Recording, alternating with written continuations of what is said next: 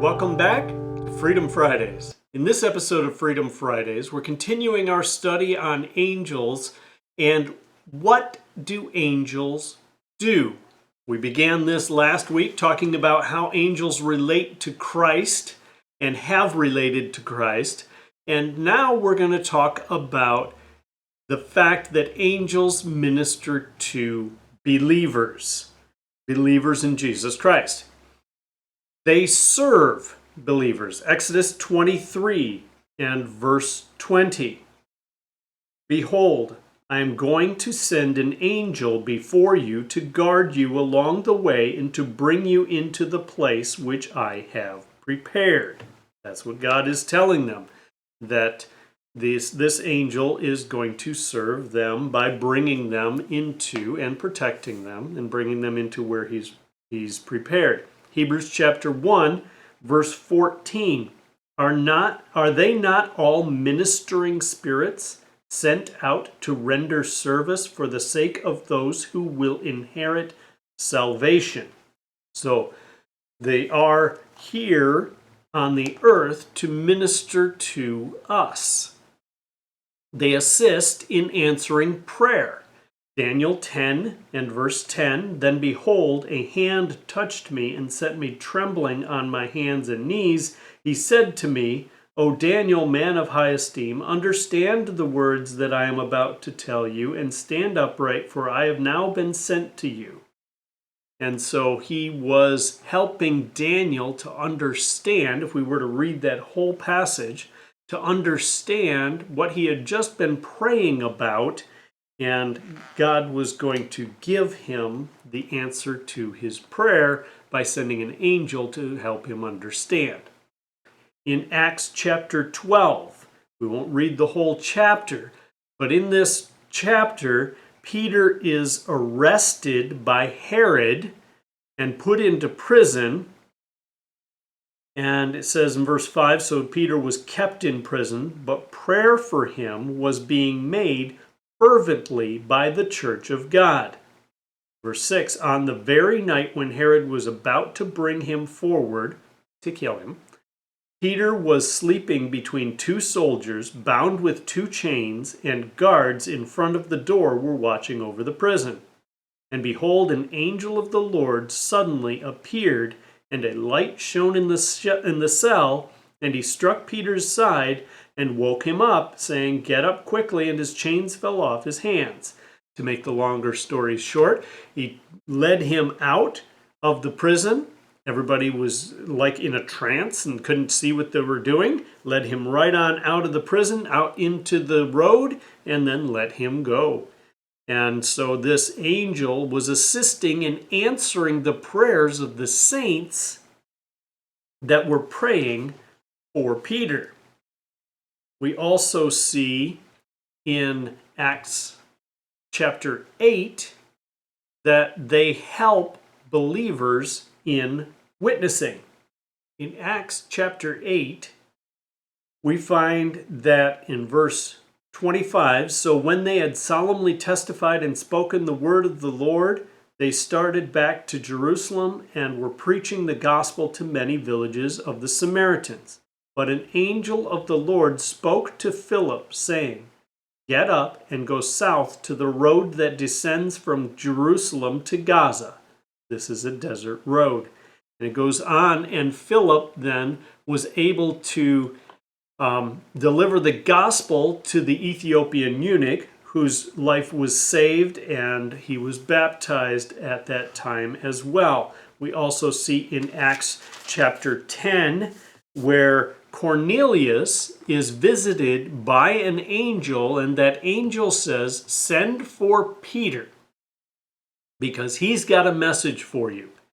Peter, of course, sees the vision of the sheet coming down from heaven, and then he comes back, and Cornelius relates to him how he saw the angel. And so that angel was helping in the deliverance of the gospel and helping believers in witnessing. In Acts chapter 27, verses 23 and 24, we see that they encourage saints in danger.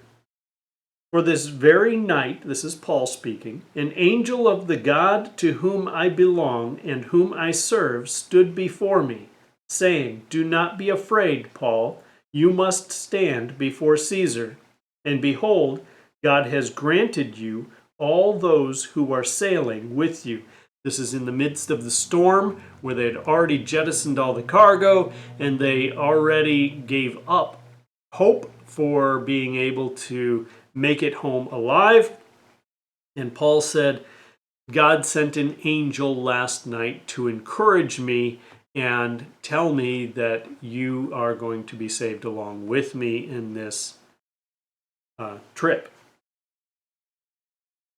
And then in Psalm chapter 34, verse 7, we see that the angels deliver saints from danger. Acts 34 and verse 7, the angel of the Lord encamps around those who fear him and rescues them.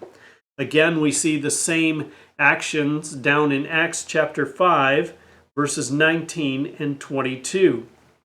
But during the night, an angel of the Lord opened the gates of the prison, and taking them out, he said, Go stand and speak to the people in the temple the whole message of this life.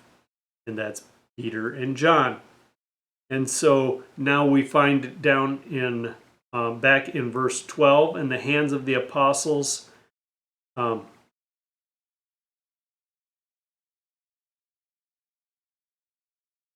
And we find again in chapter 12, just like we did before, that Peter was saved by an angel from danger when he took him out of the prison and while he was involved in answering prayer. Also, they sometimes tend to the bodies of dead saints. And this is a little different type of thing. You don't see it as much. Luke chapter 16 and verse 22, Now the poor man died and was carried away by the angels to Abraham's bosom. And the rich man also died and was buried. So we've got the angels tending to Lazarus, the leper here. And then we have in Jude verse 9, But Michael the archangel, when he disputed with the devil and argued about the body of Moses, did not dare pronounce against him a railing judgment, but said, The Lord rebuke you. So what was he arguing about? What was he in such a upset about? The body of Moses. And then we see that angels minister in certain events. They ministered in creation. Job chapter 38, verses 4 through 7. Where were you when I laid the foundation of the earth? Tell me if you have understanding. Who set its measurements, since you know? Or who stretched the line on it? On what were its bases sunk? Or who laid its cornerstone? When the morning stars sang together and all the sons of God shouted for joy. So here he's talking about the creation, and they were involved, they were ministering during the creation. In Acts chapter 7, we see that they helped in the giving of the Old Testament law. Acts chapter 7, verse 38. This is the one who was in the congregation in the wilderness together with the angel who was speaking to him on Mount Sinai and who was with our fathers, and he received living oracles to pass on to you. And then down in Galatians chapter 3 and verse 19, why the law then? It was added because of transgressions, having been ordained through angels by the agency of a mediator, until the seed would come to whom the promise had been made. They also judged Herod in Acts chapter 12, after the whole saving of Peter thing. Verse 21, on an appointed day, Herod, having put on his royal apparel, took his seat on the rostrum and began delivering an address to them. The people kept crying out, "The voice of a God and not of a man." And immediately an angel of the Lord struck him because he did not give God the glory, and he was eaten by worms and died. We also see that they executed judgment on Sodom. In Genesis chapter 19, verse 1 and verses 12 and 13. Verse 1, now the two angels came to Sodom in the evening, as Lot was sitting in the gate of Sodom. When Lot saw them, he rose to meet them and bowed down with his face to the ground. Now verses 12 and 13. Then the two men said to Lot, "Whom else have you here, a son-in-law, and your sons and your daughters, and whomever you have in the city, bring them out of the place, for we are about to destroy this place, because their outcry has become so great before the Lord that the Lord has sent us to destroy it." So they were involved in the judgment on Sodom and Gomorrah. They also carry out much of the judgment during the tribulation. If you look in Revelation, beginning in chapter 7 down through chapter 14, and even after that, you see angels involved in all of the seal judgments. You see angels involved in the trumpets. You see angels involved in the bowl judgments. You see angels involved here, there, and everywhere, it seems like, in the judgments of the tribulation. In chapter 7 of Revelation, verses 2 through 10, they seal 144,000 witnesses during the tribulation. In verse 2, and I saw another angel ascending from the rising of the sun, having the seal of the living God, and he cried out with a loud voice to the four angels to whom it was granted to harm the earth and to the sea, saying, "Do not harm the earth or the sea or the trees until we have sealed the bondservants of our God on their foreheads." And I heard the number of those who were sealed, 144,000 sealed from every tribe of the sons of Israel. And then it lists out the tribes that were sealed. And so they sealed will seal the 144,000 witnesses in the tribulation. They return with Christ in judgment at the second coming. Matthew chapter 25, verse 31. But when the Son of Man comes in his glory and all the angels with him, then he will sit on his glorious throne. So the angels are with him.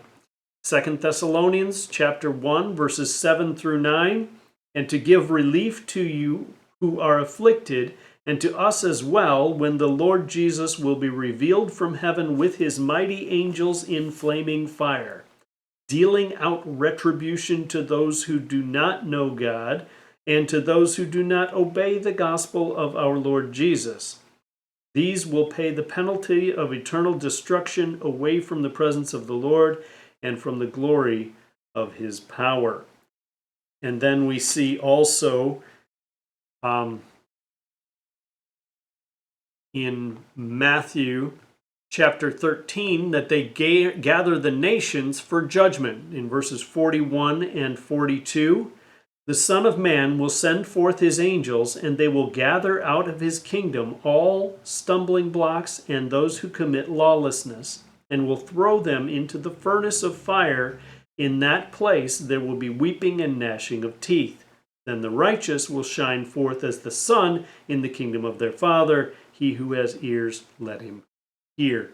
And so we see in verse 31 there that they are returning with Christ in his judgment, or verses 41 and 42, that they gather the nations for judgment. Chapter 25, we also see the angels gathering the nations for judgment in verses 31 and 32 and verse 41.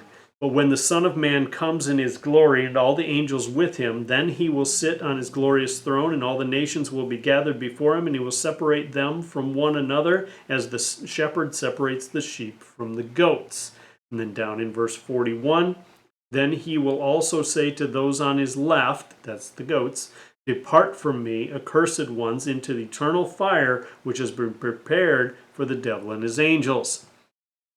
They also gather the righteous for the kingdom, which we just saw in chapter 13. I also read verse 43 because it's in that same context of the angels ushering people to judgment. And it says, verse 43, then the righteous will shine forth as the sun in the kingdom of their Father. He who has ears, let him hear. And so they are ushering the righteous into the kingdom as well. And then in chapter 25, we also see in verses 31 to 34, but when the Son of Man comes in his glory and all the angels with him, then he will sit on his throne. We go down to verse 34, then the king will say to those on his right, come, you who are blessed of my Father, inherit the kingdom. So these are the sheep, and they're involved to gathering those as well. And then we see in Revelation chapter 20 that they bind Satan. The angels are the ones that bind Satan. Then I saw an angel coming down from heaven, holding the key of the abyss and a great chain in his hand. And he laid hold of the dragon, the serpent of old, who is the devil and Satan, and bound him for 1,000 years. And he threw him into the abyss, and shut it, and sealed it over him, so that he would not deceive the nations any longer until the 1,000 years were completed. After these things he must be released for a short time. But this angel was binding Satan for the millennium. And then we see that they will be present in the New Jerusalem during the eternal state. Hebrews chapter 12, verses 22 and 23, but you have come to Mount Zion, and to the city of the living God, the heavenly Jerusalem, and to myriads of angels, to the general assembly and church of the firstborn who are enrolled in heaven, and to God, the judge of all, and to the spirits of the righteous made perfect. And so we see that they will be present in the New Jerusalem. We're going to continue this study next week as we take a look at what are the evil angels doing? What do they do? Thank you for tuning in. We'll see you next week on Freedom Fridays.